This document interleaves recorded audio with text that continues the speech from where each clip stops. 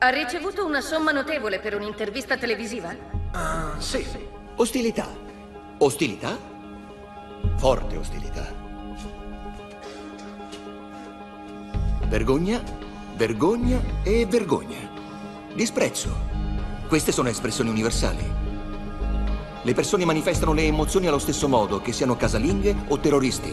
La verità è scritta sul nostro volto.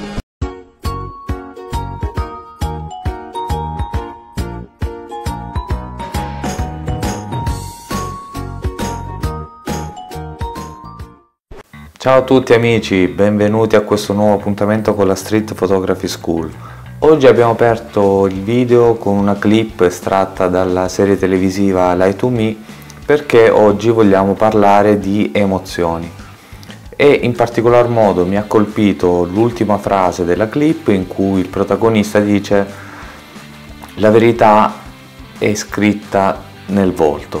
Questo, se ci pensate, è quello che succede facendo street photography, quando congeliamo con una foto le emozioni scritte sul volto dei protagonisti delle nostre foto. Quella frase della clip mi ha fatto riflettere molto sull'importanza della street photography fatta di emozioni autentiche, emozioni che non possono essere replicate in uno studio fotografico. Se ci pensate bene, ad esempio un bacio catturato in una metro ha tutta quella sua carica emotiva caratterizzata da l'ambiente, la circostanza, l'autenticità delle emozioni che stanno provando i protagonisti. Inoltre, sapere che è stata una situazione realmente accaduta la rende ancora più emozionante e più autentica. Quindi è sufficiente solo fotografare delle persone per strada per rendere una foto emozionante e carica di significato e di sentimento. La risposta è no, perché non basta solo fare una foto a degli sconosciuti, ma esistono delle foto che emozionano in particolar modo, che fanno scattare, vanno a toccare qualcosa dentro di noi che anche guardandole 100 volte ci comunicano e ci scatenano delle emozioni veramente importanti. Quindi perché amiamo particolarmente determinate foto e perché scatenano determinate emozioni dentro di noi? Ho provato ad analizzare una foto in particolare che mi ha colpito molto e che ha generato dentro di me grandi emozioni e ho cercato di capire come mai questa foto e non un'altra ha suscitato in me queste sensazioni.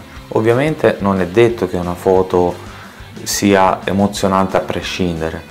Una foto è emozionante per chi la guarda, quindi questa foto per me può dir tanto, per un'altra persona non vuol dire nulla, così come vale anche il contrario. Ma a scopo didattico, in linea di massima, ho cercato di capire quali possono essere i 3 elementi che possono generare delle forti emozioni in chi guarda una determinata foto. Quindi la foto in questione di cui vi parlavo è questa di Alex Mueller e il primo motivo per cui una foto può essere tanto emozionante è perché ci emoziona vedere il soggetto che prova un sentimento autentico e di rimbalzo lo proviamo anche noi.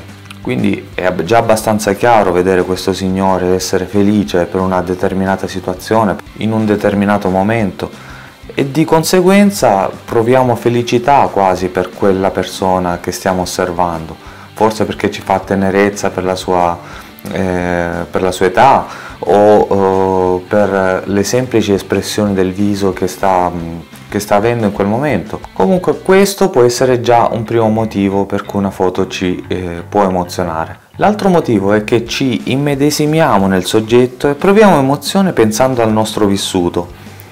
Vi faccio un esempio: se siete un genitore che ha dei figli che vivono lontano, che vedete pochissimo, o addirittura vivono in un paese straniero, ogni volta che loro vi chiamano al telefono provate una forte felicità, una forte emozione, siete contenti di sapere che stiano bene, che vi amano, che abbiano avuto un pensiero per voi.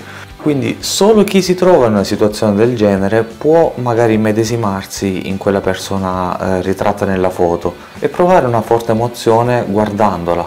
Il terzo motivo è la situazione in generale che può generare emozione, perché ci riporta inconsciamente ad una simile che abbiamo già vissuto. Ad esempio, in questo caso la situazione generale è la telefonata, quindi ad esempio se recentemente abbiamo ricevuto una telefonata che ci ha dato delle buone notizie, ad esempio un nuovo posto di lavoro o notizie felici e positive da parte di persone a noi care, inconsciamente l'idea della telefonata ritratta in foto rende automaticamente felici noi stessi per quella che abbiamo ricevuto noi. Infine, ritornando alla clip iniziale, dove viene data tanta importanza ai segni del corpo, ci rendiamo conto che in tutte le foto street sono molto presenti, perché sono gesti autentici, dettati da una situazione particolare che si genera in quel momento.